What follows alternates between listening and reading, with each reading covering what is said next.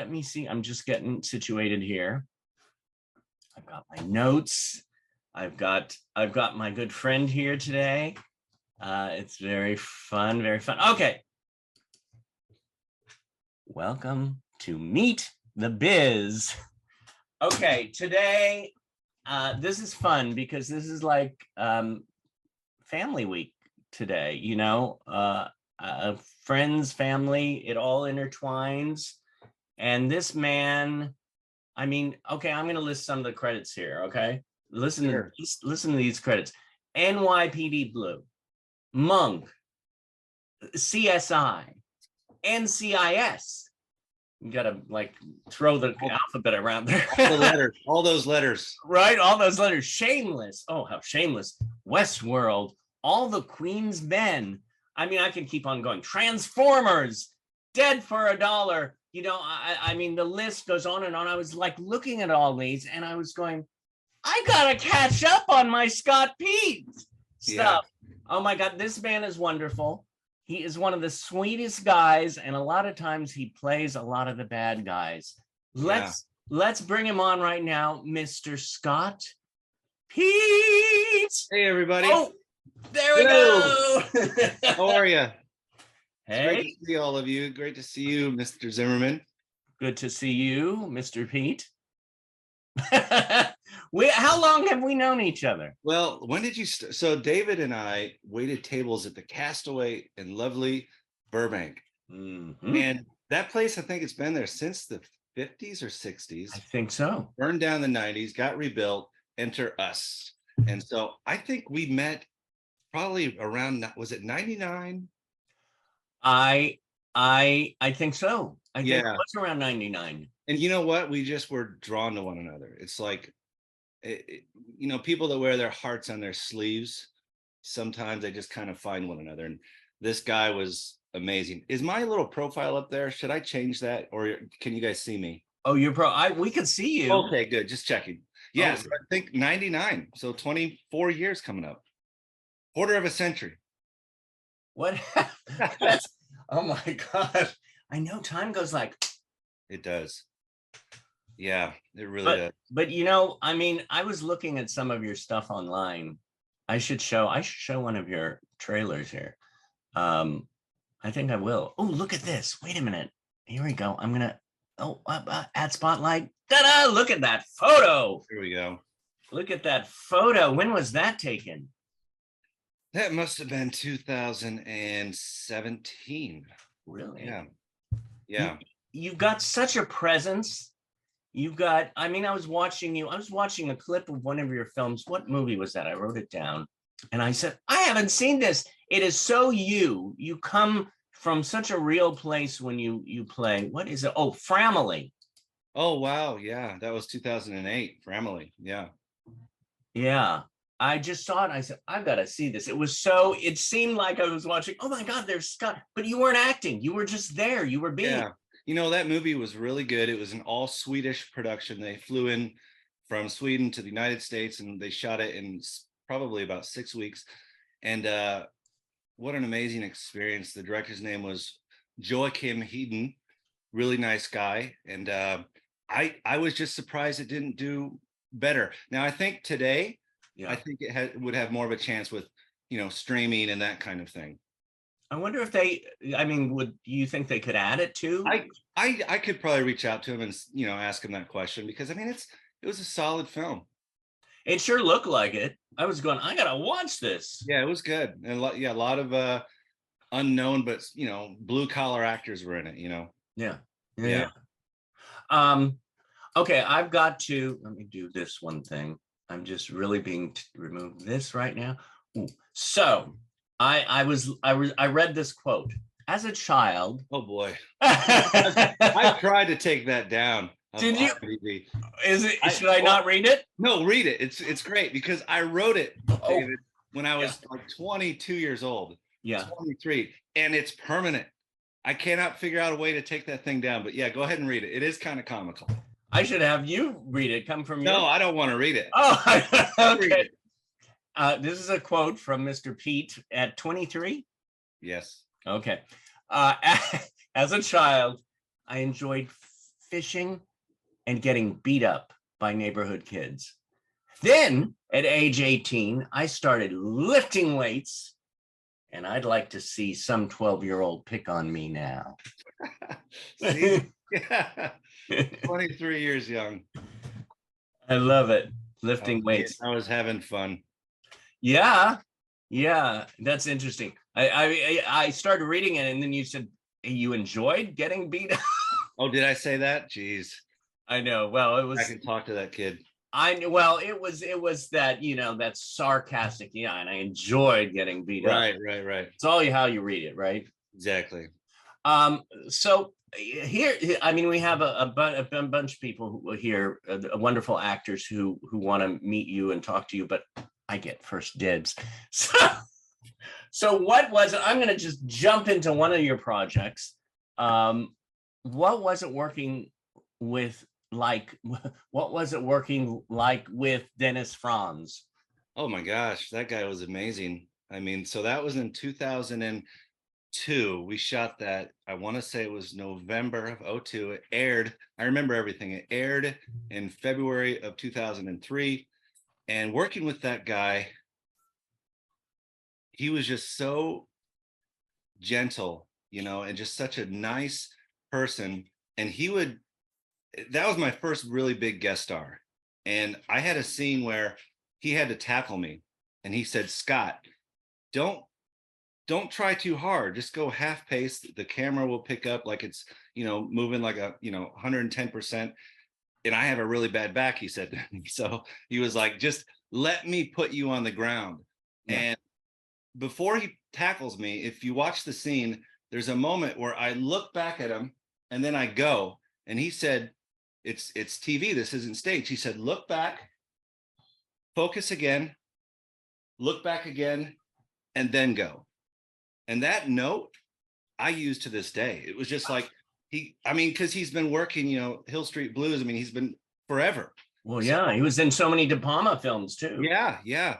So Dennis Franz, oh my God, that was like amazing. I mean, I got his autograph from my dad, and my dad has it sitting in his office. And he made a joke. He said, "Scott, it's like 15 years ago, people were getting autographs for themselves. Now it's for their grandparents." And he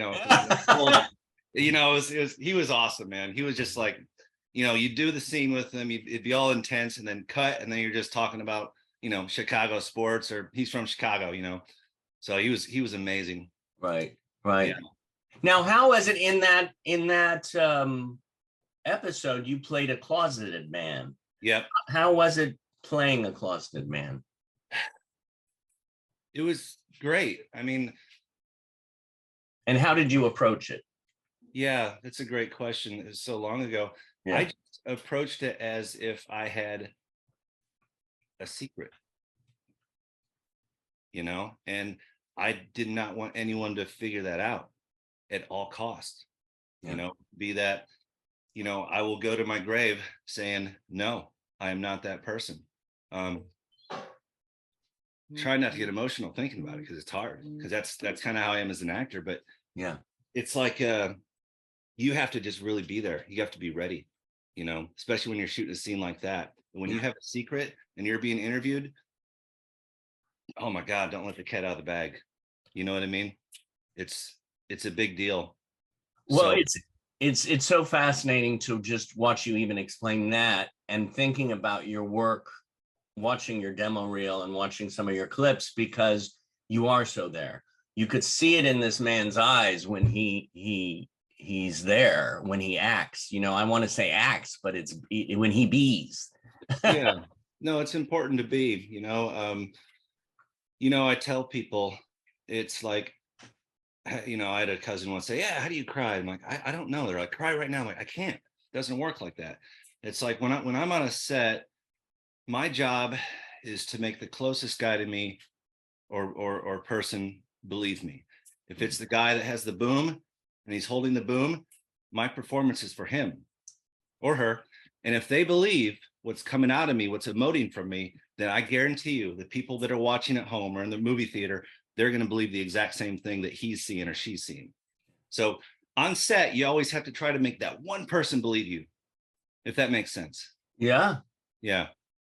Yeah. Do you think it comes from, I was going to connect these two, but you are such a real person. You're such a talk about a heart. Like you said, that we wear our hearts on our sleeves. But you seem like this big tough guy. I mean, you see this hair and the the baseball Yeah. hat and this and that. But from the first day I met you, maybe not the first second, because here you are, this tall dude, big strapping dude. But then you just your presence is so loving. Where does that come from? Man, that's I don't know, because I'm definitely I have two personalities, where most people know this fun loving guy, but then there's the other guy that just wants to sit and not talk to people for a while, but if I find something in a person, I want to get to know that person. Does that make sense? Hmm. um Hmm. and I guess it comes from it comes from parenting. And you know I can't imagine what kids are going to do, these days, with everyone has a cell phone now, and it's like everyone seems so disconnected. And it's an important thing to be able to connect with people. Yeah. It really is. And I tell my kids that, I say, listen, I don't even know if you need a college degree, that you just got to be able to have a conversation with a person, you know Right. and show them your heart, show them who you are. And like the conversation that took me to the thing about, well, first what you were saying, these things are turning into AIs, where the AIs are going to Yeah. take over us, kind of thing. But even with the what you said about the conversation, you can have a conversation just like this. Yeah, you really can. You don't have to, sometimes you don't have to say words, but as long as you're not looking at this little screen and you're like, I was thinking about the other day, just holding my friend Jerry Jewell's hand and, just, being there, or just being in the same room and just connecting with that person. Yeah, I always found that, and I'm sure I'm not the first person to say this, but you know the sign of a good friendship is being able to sit alone, and you don't have to say anything. Right. You can just be there. You don't always have to fill the space with dialogue. And that's the same thing with acting. Just because you have the line that's next doesn't mean you have to say it right away. I find some of the best acting are those silent moments, Oh, yeah. Yeah, because definitely. they're not silent. They're full of, Oh, tension. Yeah. Yeah, I agree. um, talking about a guest starring role like the one with Denon's Friends. What are your tips for actors trying to get a guest starring role? Well, it's, first of all, have fun. And a lot of times it's not about your talent. It's about, he's too tall. He's gonna, overshadow the principal actors. They're looking for, a different race or gender, that kind of thing. But a lot of times I'll read the dialogue, and I'll think, what are 90% of the actors gonna do? And then I'll go try to do that 10%.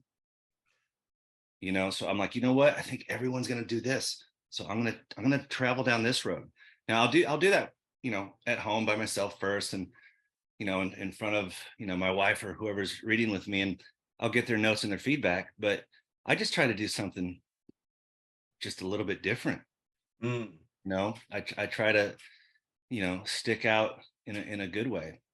But a lot of times, it might just be a cookie cutter thing where you have to do it a certain way, and it's not up to you. It's up to whatever the casting director, the producer, the director, what they're looking for. I mean, it's such a specific look. And how I look now, I mean, my God, I would love to shave this ugly facial hair off, but I just can't, because all I go out for is, the racist guy, the bad guy, the rapist, the kidnapper. And I love it. I love playing those parts because they're so much fun. There's so much meat there. There just is. I mean, Well, but yeah. last week we interviewed, I visited with Donna Mills, and she said the same thing. She said she loves playing the bad girl. Yeah, it's so much fun. It really, truly is. I was going to say something. Oh, and then another thing is, I think it's important to know your type. Mm.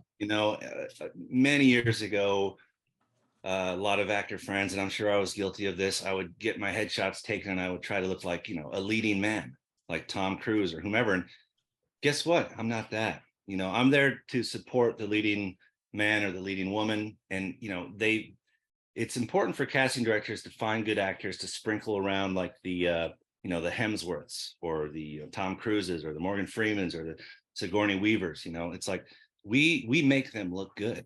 Mm. Does that make sense? Oh yeah, I always actually preferred to be the supporting whenever I did act. Yeah. I always loved those, even though Peter Sellers, I grew up loving Peter Sellers, but he became the lead, but he was just an offbeat kind of lead. Yeah. Well, you look at the leads back in the day, like the Dustin Hoffmans, and Oh, you could have some flaws, but it seems now these days with the Marvel movies and whatnot, it's like everyone is just a beautiful person. It's like, wow, look at that, amazing. So I but know we're beautiful people. yeah, we're beautiful people. Yeah. And everybody in this room is really beautiful. Yeah, Seriously. stick to who you are. That's my advice for, I guess that can translate to any industry, right? Be true to Right. yourself. Right. Now, what about cowboys? I mean, you play a lot of cowboys. Yeah, so I did the Walter Hill movie, Dead for a Dollar, and it was amazing. Walter Hill was just like, oh, I mean, he's a legend. But Yeah. so at the slate, so for my audition for that was during the pandemic, and so everything was recorded at home. And at the end, so what I did for that, and I told Walter this, I said, you know what I did? I said, I just was pretending to be Powers Booth from Tombstone. Wow. I was just like, it's okay to borrow. I'm not Powers Booth. I mean, the Right. guy's amazing. But I was like, you know what? I think this character is, because he's casted maybe 3 or 4 times in his films. Yeah. So I was like, you know what? I think I'm going to try to channel some sort of Powers Booth. So I did that. And then at the end of the audition, they wanted you to slate your name and say if you're an expert horse rider or not. And of course, I said I'm an expert horse rider, which I was not.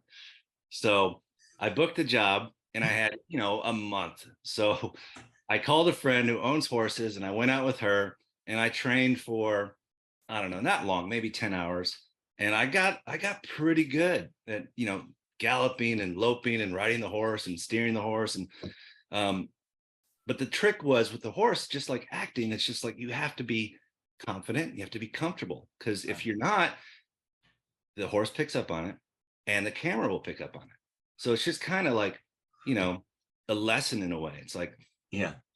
just be prepared.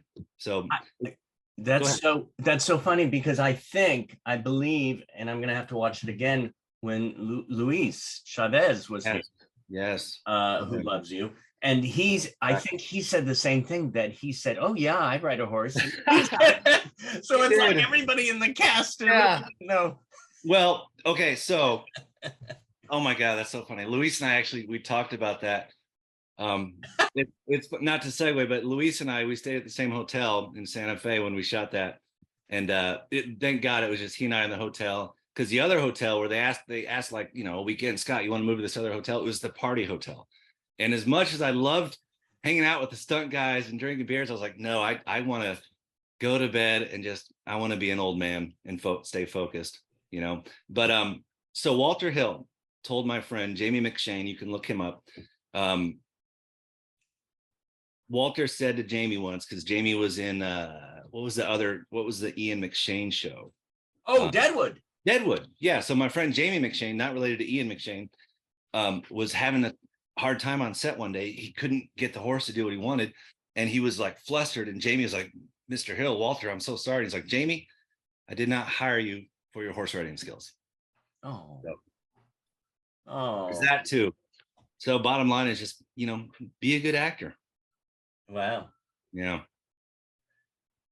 Oh, I'm loving this. I'm like, oh, okay. So I went from zombies, but I went from cowboys to zombies. What about, you played a few zombies too?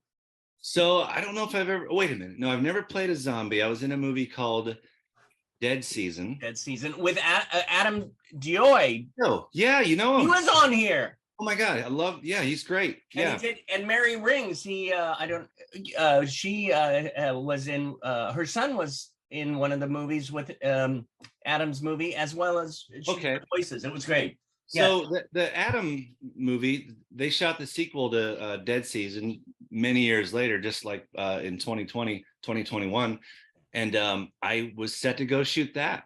And then I booked Dead for a Dollar. And I called Lauren and Adam. I said, look, I have to go shoot this Western because it's Walter Hill. And they said, Scott, you do have to go shoot that. We'll find someone else to. And so they replaced me on Dead Season 2, which was great. But yeah, so what'd you ask me about zombies and Oh yeah, what is it about zombies and cowboy movies? I'll tell you what, the hardest part to shooting a zombie movie or a horror film is trying not to laugh because you're getting sprayed with all this blood caro syrup that's Yeah. dyed red and you're slipping and it's just I mean it's such a blast to shoot those death movies. It's like so many times I'll put on the TV, I'll put on a horror film and my wife's like, Scott, the kids are in the room. I'm like, I know, I'm watching to see what they do and just because I know they're having so much fun doing it. Oh my God. You're playing dress up, you're playing pretend, and as an actor, it's like we're lucky to be doing this. It is. Yeah, and you were talking about slipping on blood. I saw the trailer for that movie where they're WWMMM. Oh yeah, Manson Brothers Midnight Zombie Massacre. Yeah, I was like looking at that. I was seeing all your clips, and I'm like, I have to, like I said, catch up on the Peat movies. Yeah. The Zombie Massacre movie was directed by Max Martini. Yeah, and Randy Couture was in it, and the two guys that wrote it, their names are slipping me right now, but I'll keep in touch with them, and just great guys. What is it? Is there a film, let's say, if you say, hey, there's a bunch of films I've done, because of course I've seen Dead for a Dollar and I've seen a bunch of your other stuff, but if there's one that you would say, hey, you might have not seen this, but watch this movie of mine, or this TV show, what would be? I'm hardly in this movie, but I would say the movie To Leslie. I don't know if you got to see that. Leslie?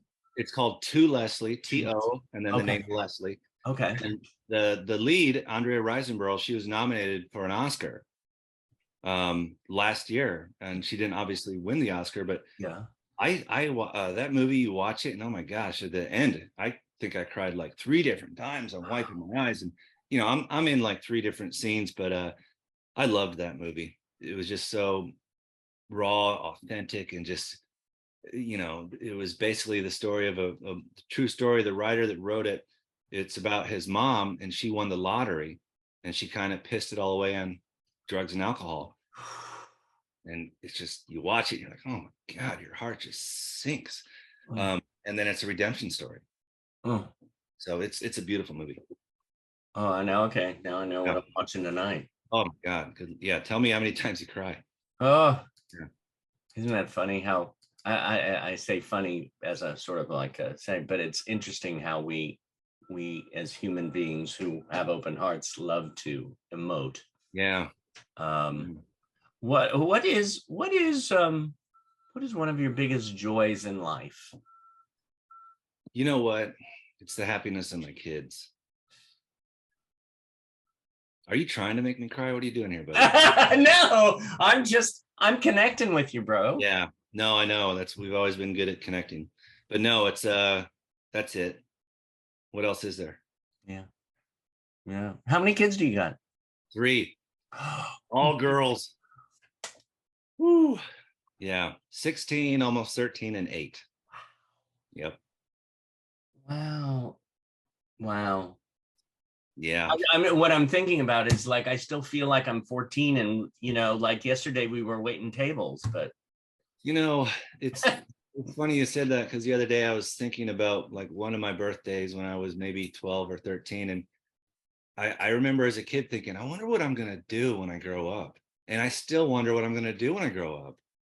You know what I mean? It's like, I know I'm an actor, but I get a lot of work, but I'm not where I want to be yet, if that makes sense.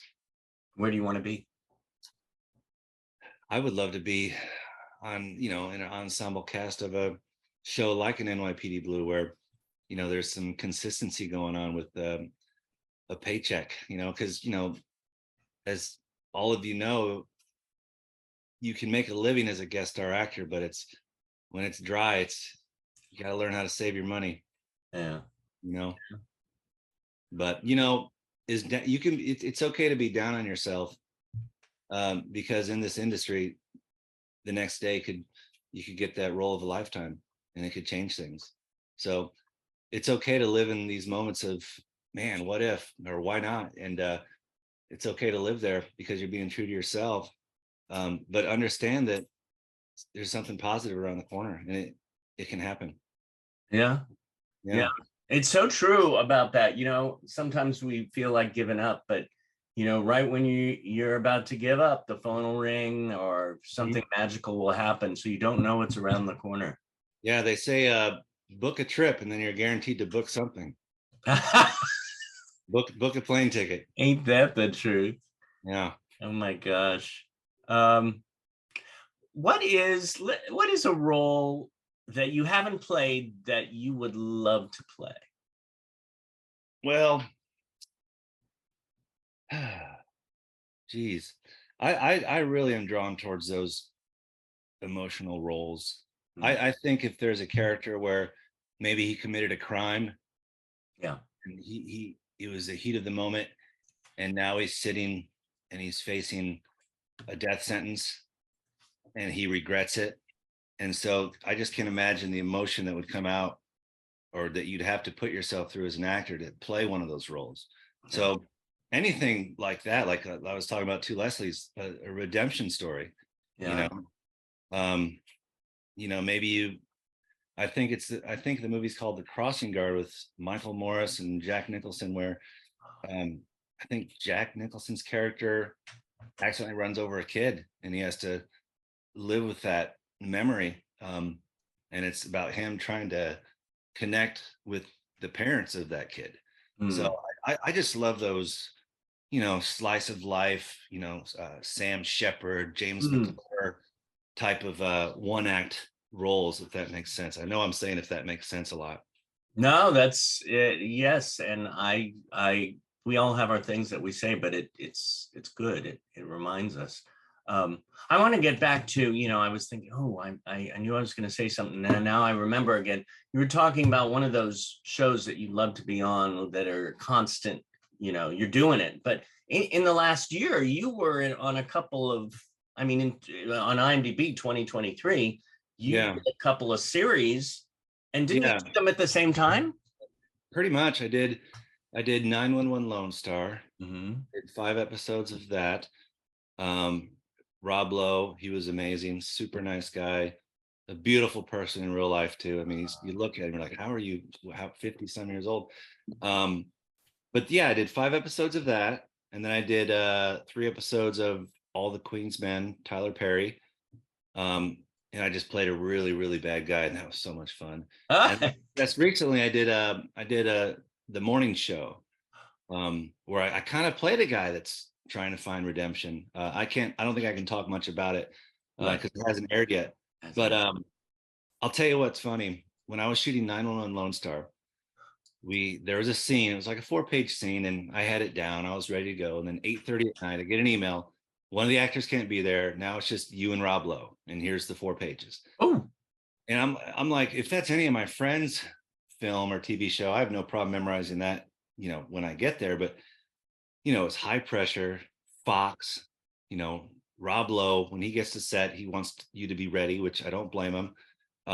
But my God, I've not been that nervous. And I don't think ever. So I yeah. get to set and I'm looking at myself in the trailer in the mirror. I'm like, Scott, just dear God, if you're listening, just get through this. Yeah. Get through this thing. We get to set. The director wanted to see rehearsal. And I'm like, oh my God, it's my first line. Got it. Okay. Just get through that first line.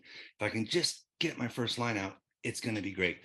We get there, action on rehearsal.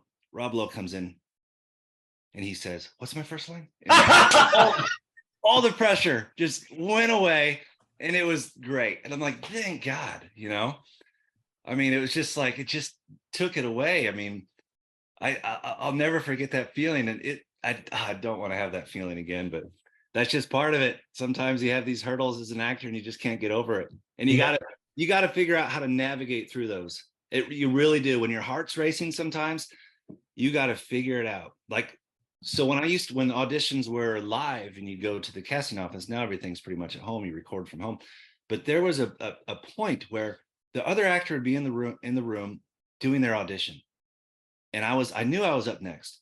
Yeah. When I would hear the doorknob wiggle, my heart would just start beating so fast. So I had to like train myself. So I would be at home rehearsing a scene, and I would have my wife every once in a while wiggle the doorknob so I could hear that and so I could be ready, you know? So it's just these little tiny stupid tricks that, you know, you have to figure it out, you know? It's like if you're on an island, you have to figure out how to fish. How are you going to catch those fish? Yeah. You know? It's interesting. You said doorknob wiggle, or, you know, let's say the casting director has their phone on vibrate and you hear the vibration. Oh my God. It's like, oh. Yeah, I know. Yeah. Yeah. I think I'm sorry, I'm just talking here, but I think No, I love I it. can count on one hand the auditions that I've completely just tanked and wanted to get in my car and just drive back to Indiana and say, you know what, I'm done. But I realized that it's okay to have a bad day, you know, because if you know that you can do the job or a job, if you know that you're a good actor, it's okay to trip every once in a while. It's how you get back up. I love that. That's going to be another quote on IMDb. There you go. Get rid of that. Get beat up my by God. kids. Talking about that, before we move on to questions and thoughts from our family here at Meet the Biz and Performing Arts Studio West, I am going to go on IMDb and share my screen so I can la la la.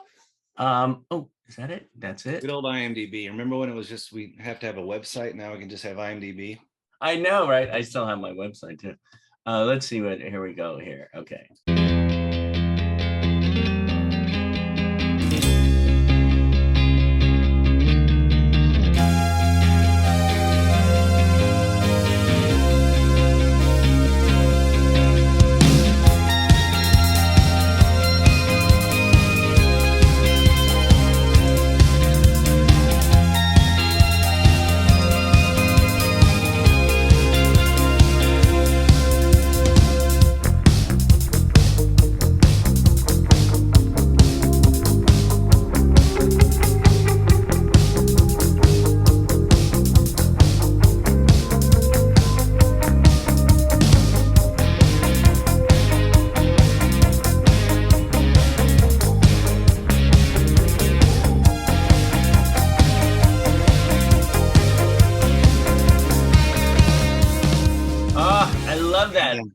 I love that basket scene, that Zach Galifianakis, that was a fun one. Yeah. Yeah, he was just, you know, he would improvise stuff. And after they cut one, I raised my hand and the director was like, Scott, yeah, what? I'm like, can I just say shit? He goes, yeah, that's why we hired you. I'm like, okay.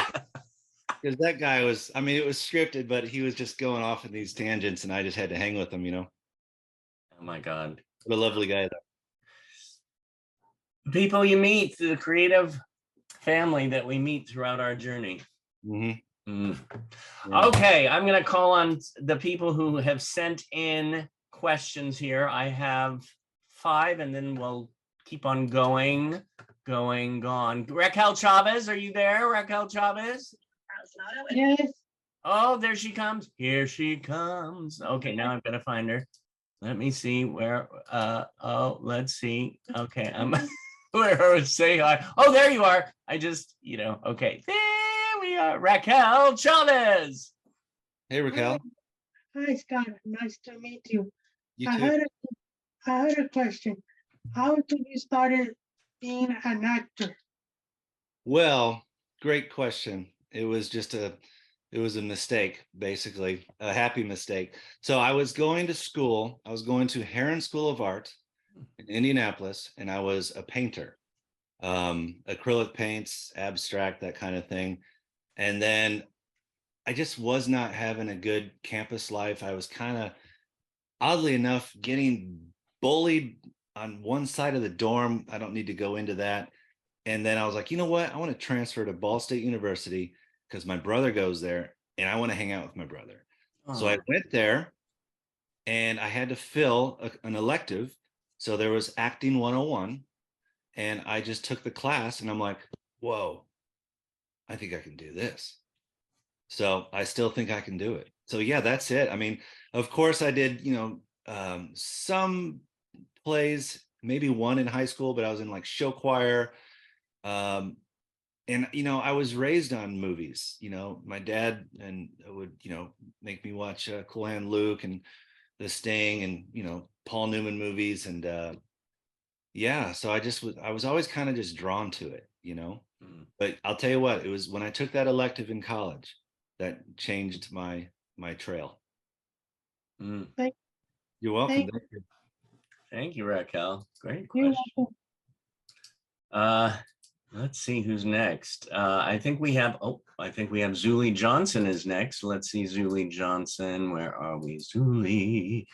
There she is. Zuli Hi, Johnson. good morning. Let's see. Oh, I'm right here. oh, you're right there. I saw you and then I didn't wave again. Waved again. I tell you, I can't. Oh, there you are. I'm not quick today. Oh, there you are. Look at that. Beautiful face. Can't be. I had a question, and what's your favorite episode in March? What's In that? March. You're cutting out a little bit. What she asked me? In Monk, how was it working on Monk? Amazing. Yeah. So Tony Shalhoub was awesome. Ted Levine. So my scene, I still remember it. It was I'm yelling up a tree to the actor, and the actor was Judge Reinhold. Held. Is that how you say his name? Yeah. Yeah, Fast Times at Ridgemont High. I can't remember. So my Reinhold. line was my line in that was, "It's okay. He'll be down in the morning. I have an eviction notice coming." That was my line. I love So I that. instead of saying it to Tony Shalhoub, I yelled up the tree and said, "It's okay. He'll be down tomorrow. There's an eviction notice coming." And so they were just like, perfect.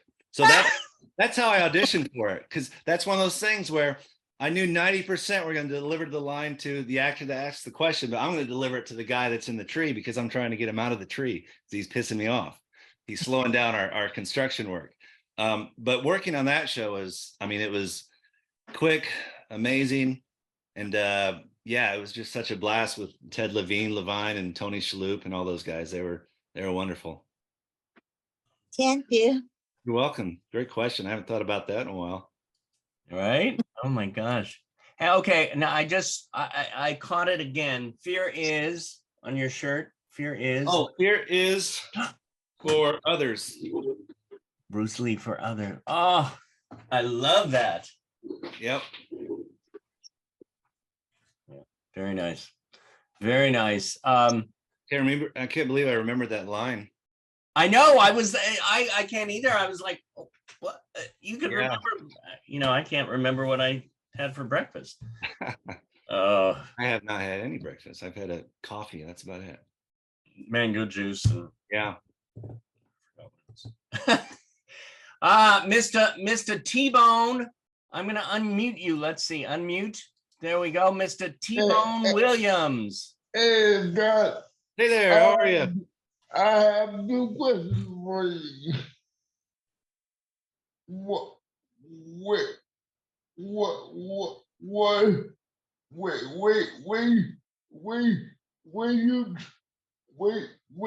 you travel, what is, can you read it for me, David? I have forgot it.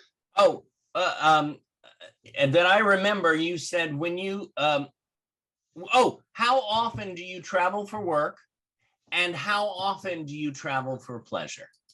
Oh, man. Well, Work, I don't know. It's been maybe twice a year, and honestly, that's my pleasure too. Traveling for work because I'm away from the kids and those crazy fights among girls. But you know what? We travel. We try to travel once a year for pleasure. We'll do road trips. Like Nice. we drove to Yellowstone last year, and then we drove to South Dakota and then to Michigan to see my family, Yeah. and then back. It was a 30-day road trip. So, I'm from Michigan. oh, you're from Michigan? Oh my God, that's awesome. That's great. No wonder I like you. What part of Michigan? And I have one more thing to ask. When you always when you are away from home, do do your family go with you when you work, or they just stay at home? Well, they have to stay because a lot of times, the kids are in school, that kind of thing. Real funny story though.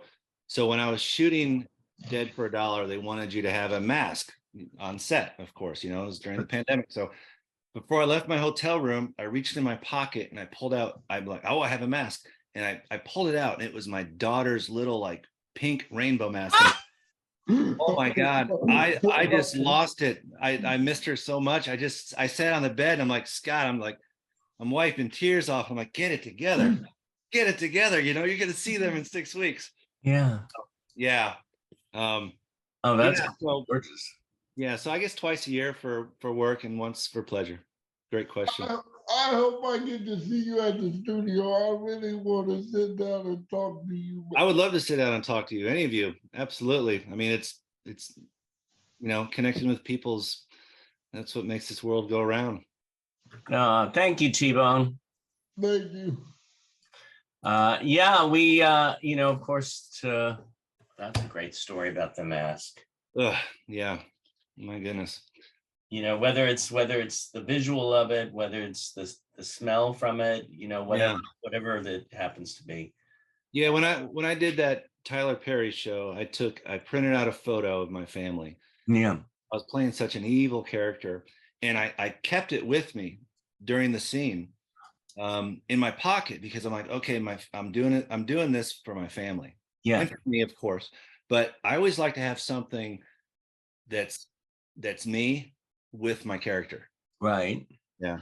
So, I mean, not everyone's different. No, I love that. Yeah. I think, let's see, on the next on the list, we have Julian Carrasco. Julian. Give me a second. Let's see. Let's see. I'm gonna try. Hey, David. Hey, wave. Oh, there you are. Yeah. Hey, Scott. As a writer, when you write something, do you does it take you long to picture it in your head?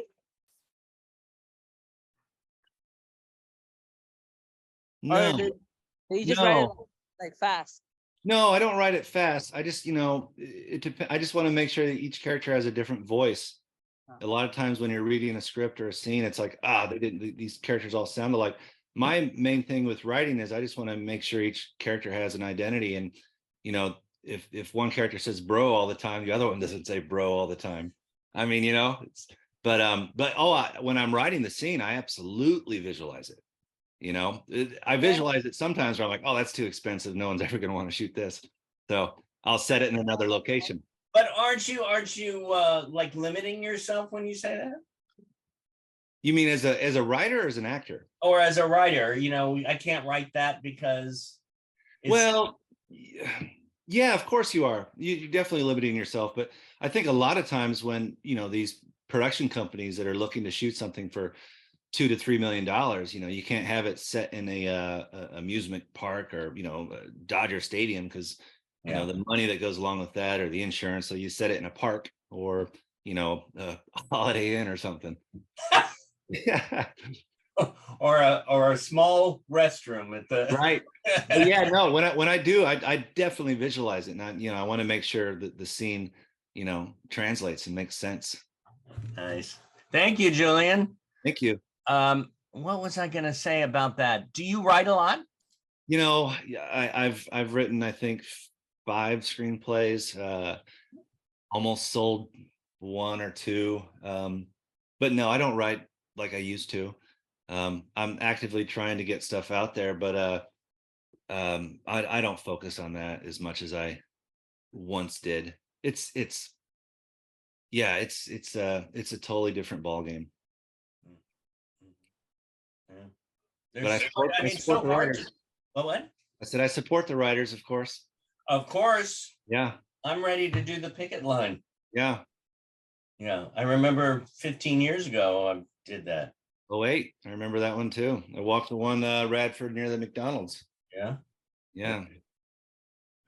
Okay, we're going off the list now to the people who have their little yellow hands up here, and we'll start with my cousin, Mr. Zimmerman. Hey, doing, Scott? Hey, how are you? Golden Hey, State. here All to right. go 2 questions to you. Number 1, on those 2 different locations, you did 911 Lone Star. How it is to do that show in Austin? Okay, so they shot that in Los Angeles. And Austin too. Yeah, so I think what happens is with the Austin, a lot of times the second unit will go out there and they'll shoot the city, that kind of thing. And you know, if there's a big scene with Rob Lowe or something, they'll fly him out there and they'll shoot in front of, you know, some famous monument there. But all the stuff that we shot, I played a redneck, believe it or not. We shot Yeah, here. redneck. Yeah, we got all of that here and at some gun range off the 14 freeway near Vasquez Rocks. So yeah, so all the stuff that I shot, even though it takes place in Austin, was shot here in locally in Los Angeles. I see. The other question is that what's your favorite scary movie ever? Oh, geez, great question. Like Pee-wee Herman, Pick a Fencer, or Smile. Favorite scary movie ever? Man, okay, well, it's I guess I'll say The Shining. The Tiny. Oh, Yeah. that's scary. Oh my That's God, I scary. love the soundtrack. Well, what's yours? The What's your favorite scariest- scary movie? Movie is ever is Smile. Oh my God, I have not seen it. I want to see it. I keep saying to my wife, let's watch Smile. And she's like, absolutely not. So is it really scary? Is But- it scary? It is scary. Okay. All right. I believe you. I've been wanting to see it, but I'm getting the 4 votes against 1. Well, you know, we watch Pee-wee, Pick a Fencer. That's scary too. That one is too. Which one Yeah. is that? I heard- Pee-wee, Big Pee-wee? Offenser. Pee-wee's Big Adventure. Oh, But oh, that's you know, scary. say walking with that lady. And Large she Marge? turned the face. Yeah. And creepy. I love Large Marge. That was Large Marge. Yeah. Yeah. That is one scary movie. I sunk for that one. That one left nightmares when I was a kid for sure. Yeah, me too. I never ever go to bed myself. Luke was Well, on you- a TV show for 5 years. I Oh, wow. did. Called Secret Life American Teenager. Oh wow, that's great. Was that, Yeah. where are you located at? Here in LA. Okay, so you're here. And tell you, when I did that show, amazing cast. Oh God, let me tell you, working with Marty and everyone, including Shane Woody, are the best. The best. Makes a difference when you have a friendly cast, doesn't it? Yeah, but working with your movies and your showcase like that, how it is working with amazing cast. I mean, it's everything. I mean, it's the friendlier they are, the easier it is to work with them. A lot of times when they're not friendly, I just don't talk to them. If I Stay away up there. yeah, like, you know what, I don't need to connect with you, so I just kind of do my thing, and I find like-minded and like people that are like myself on the set. You know, be it an actor. But will you end the show? Don't start 911. Do you miss that show or you just move on?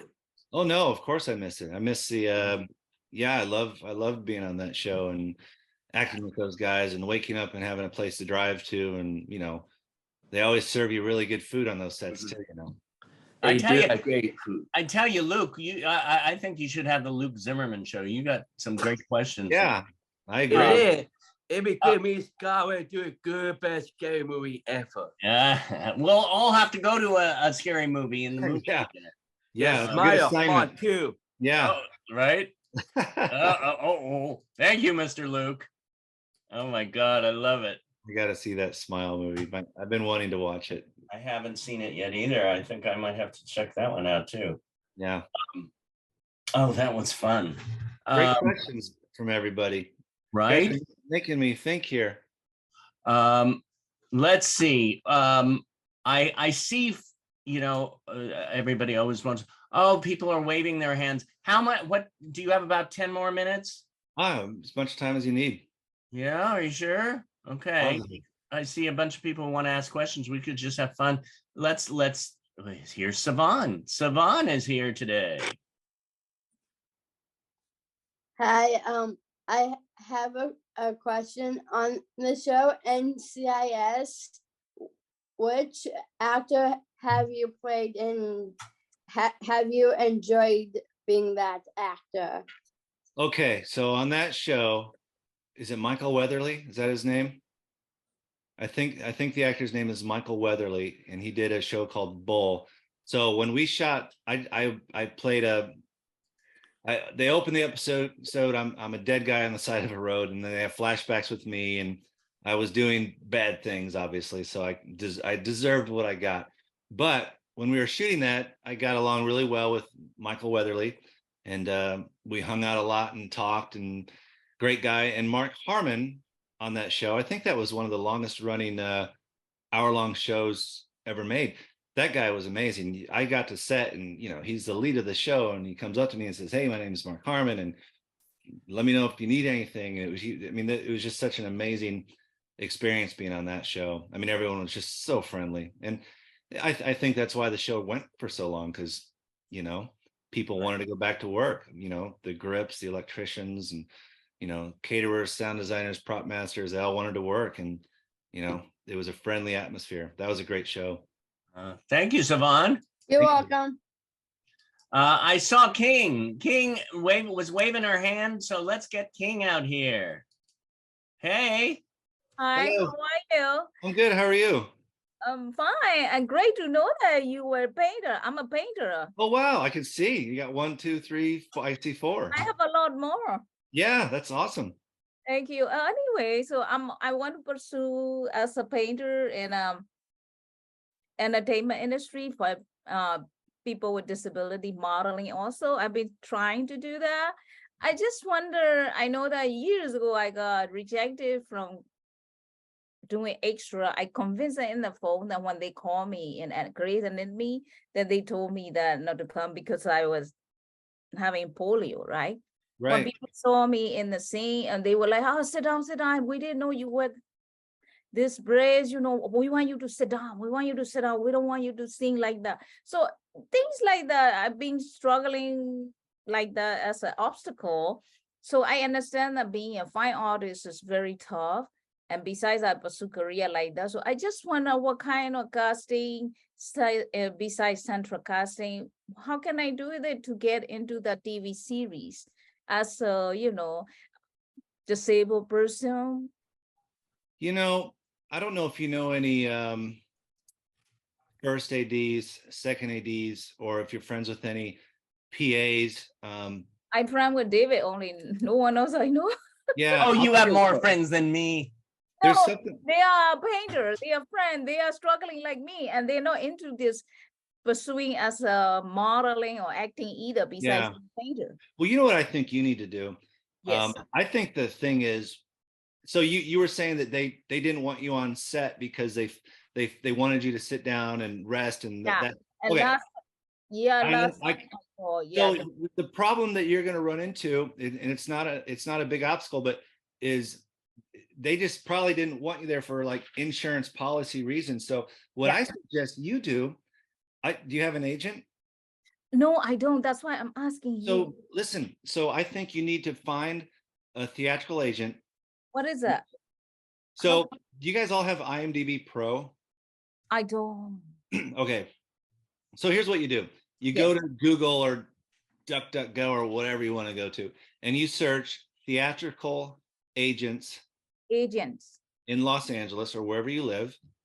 I'm in LA. I'm in Torrance. Okay. So search theatrical agents Los Angeles, and then The actor's probably, agent, right? yeah, exactly. Then a list is going to pop up, and you're going to go to their website, and it's going to be there's going to be a submit place or a place to email them. And I would just focus on trying to get an agent, because a lot of times, you know, doing extra work is great if you're trying to get into the union, but no one's going to say, "Oh, there's the person I've been looking for to cast for this lead." So I think you need to focus on finding an agency that can get you auditions as an Yeah. actor. Yeah, that's my goal. Instead of being extra, I would rather do Right. your actor. Well, I did extra work for a whole year. That's how I got in the union. And to this day, when I'm on set, I become fast friends with them.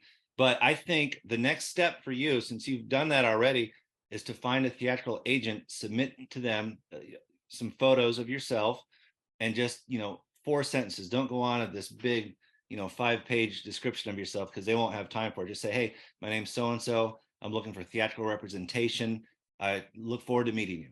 Just keep it simple. Actor representation. Okay. Yeah, as representation. And the big thing is, if you get auditions and if you stick out and you're good, and if you're feeling something that they need for that show or that movie or web series, you're gonna get the job. It's all perseverance. It's just sticking with it. It's like Oh, when you start a painting, it's just a blank canvas. You yeah. know, you just have to keep going. And it's okay to get rejected. I get rejected all the time. And I got rejected as yeah, a polio but person since I went my country, because in third world country or any Asian country are very really mistreat a lot of disabled people, especially yeah. we are Well, 60 plus and things like that. And Yeah, I I think can't- too, it's about keeping your eye on the prize, because even if, like for me, if I start thinking about, if I start Yeah. focusing on my elbow, right. let's how I hit my elbow, I'm thinking about that rather than this is what I want. Yeah. That's I'm gonna go. I knew that I already been all the obstacle in my life, Yeah. rejection. So I'm gonna do like David said, this is me. How Yeah. you accept me, who I am, Well, and how and do you love acting? I do. I do. There you go. That's Ask it. David, I was come out naturally. Yeah. Well, that's For it. my life, I had to pretend in my country in my facing the truth. I had to act like reality happening. Actually, I was acting. Yeah. Otherwise, I get beat up. Yeah. Well, just like David was saying, eye on the prize, keep going. Yeah. But Okay. reach out to some agents. Seriously, that's the way to do it.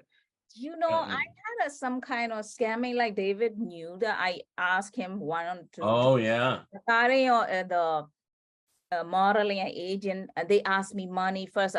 Right away I called David. No. Things like they asked me hundreds of dollars. No. David said, "Get Yeah. out, get out, get out." So something that I aware of these scam, and in the other entertainment industry in here is they are easy to do that. Well, Right. anyone that asks for money up front, it's you don't give it to them. They get their money, they get their 10% when you book the job.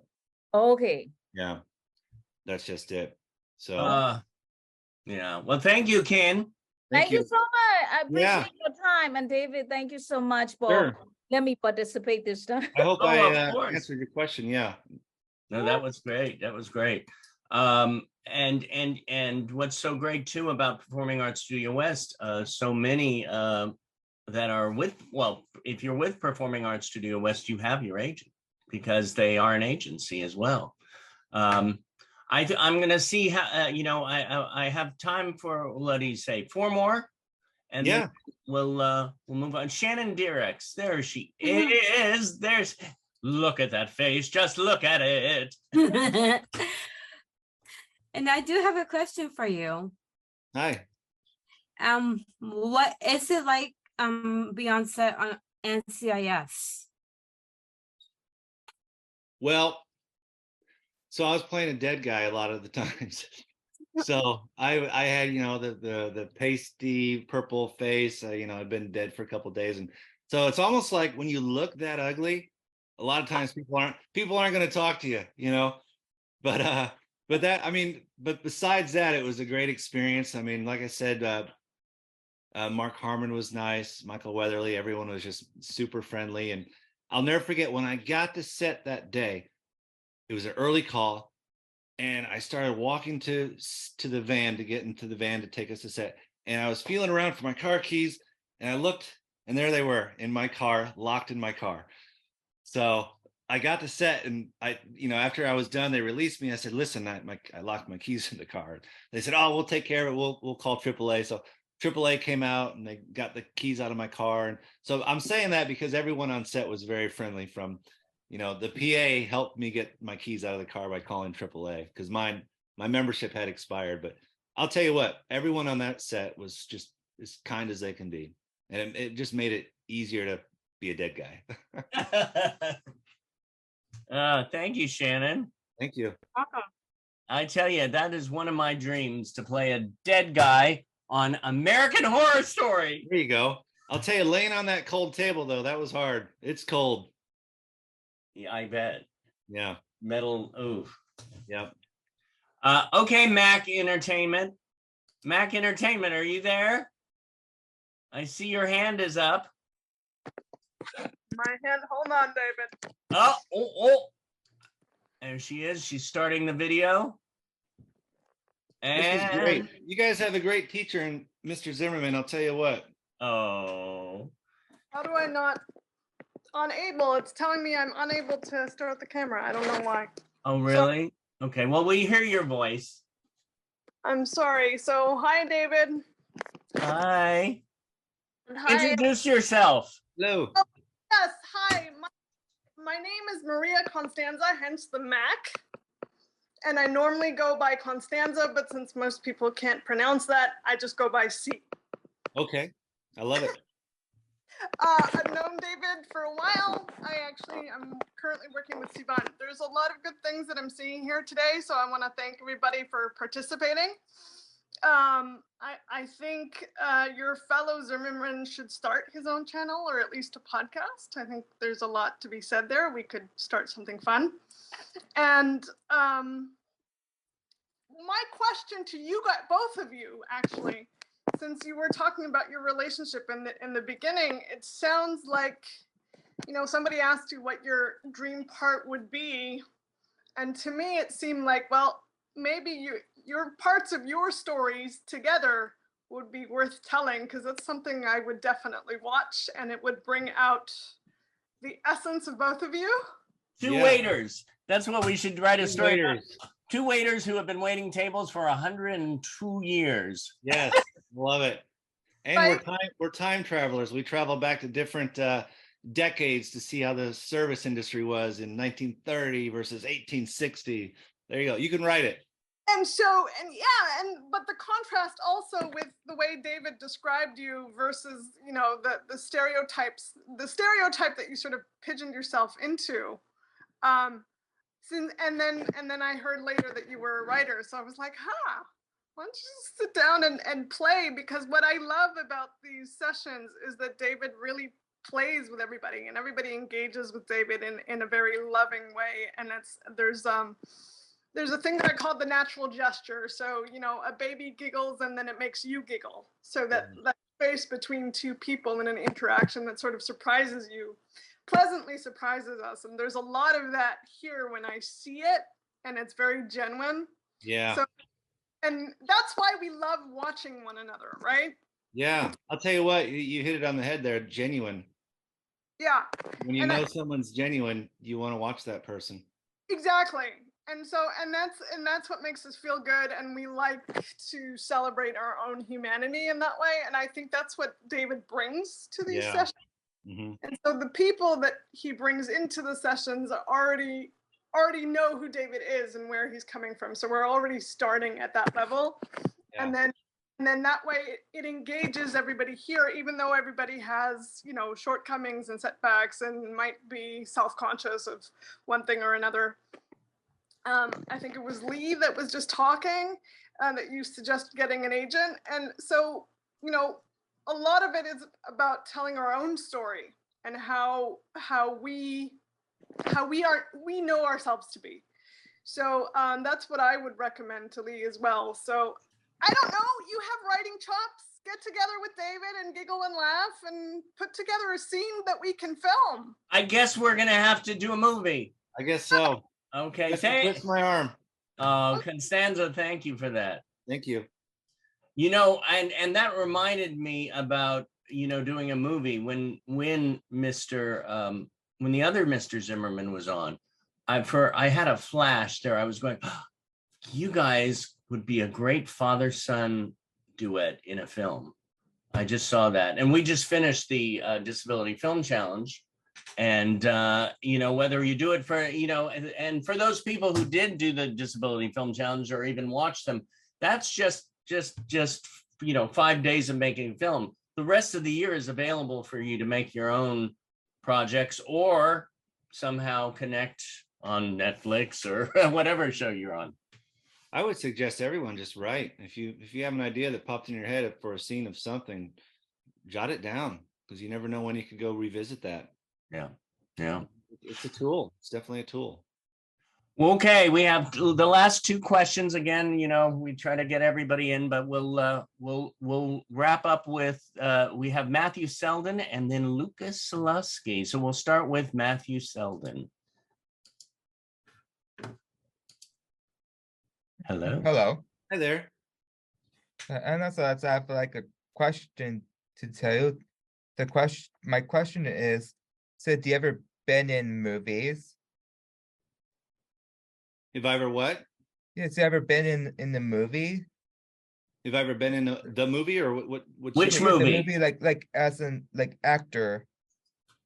Well, yeah. Now, talking about that, you were in Transformers, right? Yes. Right. Yes. So, Yeah, so, that was in- right. So do you know which Transformers movie? Oh, right. Yeah. So that was Transformers 1, the first one. Here I go again with my dates. We shot that in May of 2005. And yeah, Michael Bay directed it. And I was there for a whole week. And the scene that I was in was very technical. The dialogue was technical. So what happened with that is, like, if this is the camera and the camera's on me, and when it shows me, I deliver my line. Then when it goes off me, I'm looking down at my dialogue on the desk, because it's all technical and it was just written. They just wrote it. So now I'm like, okay, my next line is this. And then all of a sudden the camera comes up and I say my line. And then it was crazy how he shot that movie. It was just like, wow, like, this is acting. This is insane. But then you watch the scene and you're like, huh, I guess Michael Bay knew what he was doing. You know? But yeah, that was a lot of fun. When I first got to set on that one, the scene I I was see. in- So does he have a role in the first Transformers movie? Yes. yeah. So yeah, you first got on the set. I got on the set and I was in the Pentagon, and there's a big cement wall, and I leaned against the wall and I went, "Urgh," and I moved the wall, and I was like, oh, that's right, I'm on a set. It's a fake, it's wood to make, you know, it's supposed to look like concrete, but it was made out of like some kind of styrofoam wood. So yeah, it was all just kind of surreal. That was my first big, I guess that was my first big movie. And yeah, and working with Michael Bay, and I know he's supposed to be a yeller, but you know, he didn't yell at me. So Yeah. Thank you, Matthew. Yeah, thank you. Yeah, bringing that up. Another memory. Gosh, yeah. Before we go to Lucas, Andrea King said, I just want to say, and please don't take this the wrong way, you have a very nice and iconic beard. Oh, well, thank you. I love that. Thank you, know what's Andrew. funny? About 6 weeks ago, it was down to here. Really? And I was shaving and I nicked it, and I was like, God. So now I'm growing it back out. There you go. There you go. I love it. Growing some hair. You ever think of braiding it? My kids braided it, actually. Did they? Yeah, they did. Yeah. Oh, do you have a picture of that? I'm sure they have one somewhere. Oh, that's it, right. I'm sure they do.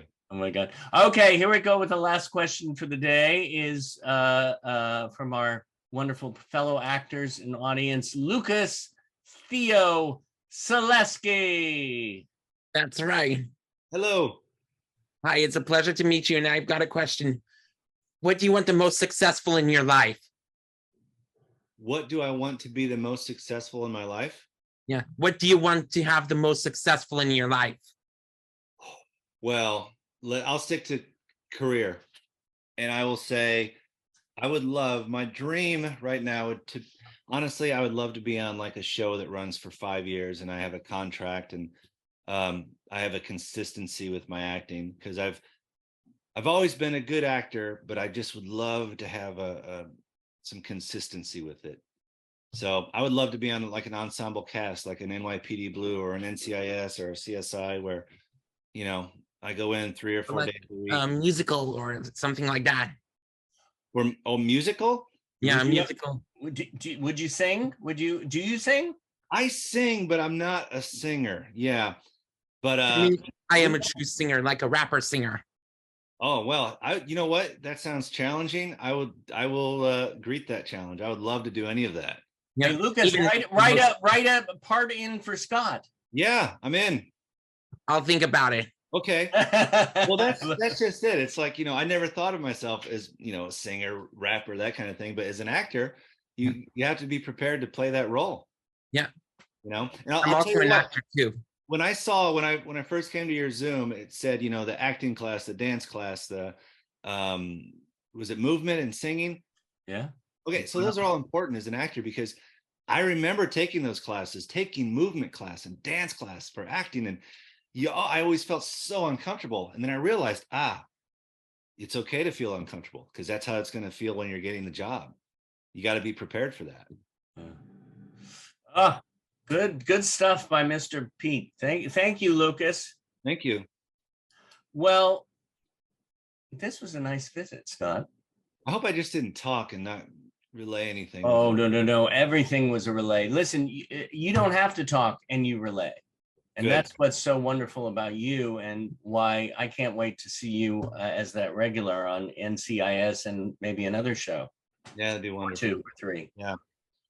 Yeah, but I'll tell you what, as long as my kids are happy, I'll go back to that. That's where I live. Family. Yeah, family. Yeah.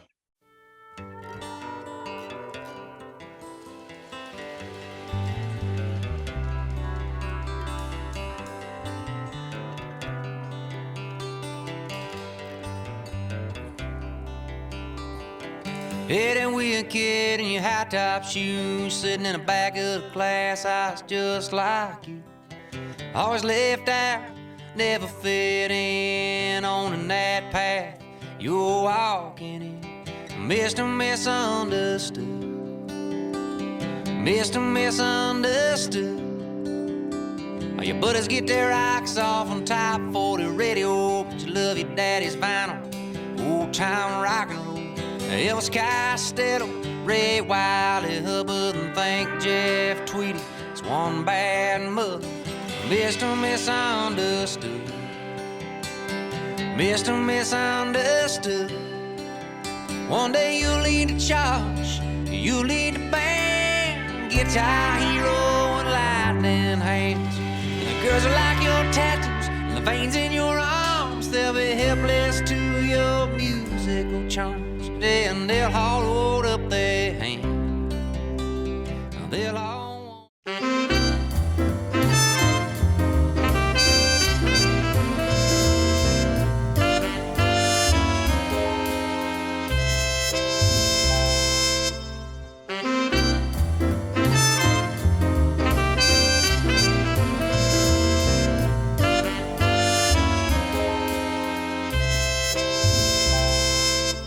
I love you, brother.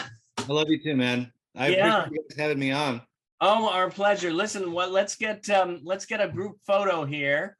I'm gonna unhinge, remove all the spotlights, and now we're gonna like get all prepped and ready. Okay, get in your photo position, everybody. Turn on your cameras, turn on your smiles, and on the count of 3, we're gonna say Scott Peat. 1, 2, 3, Scott Peat.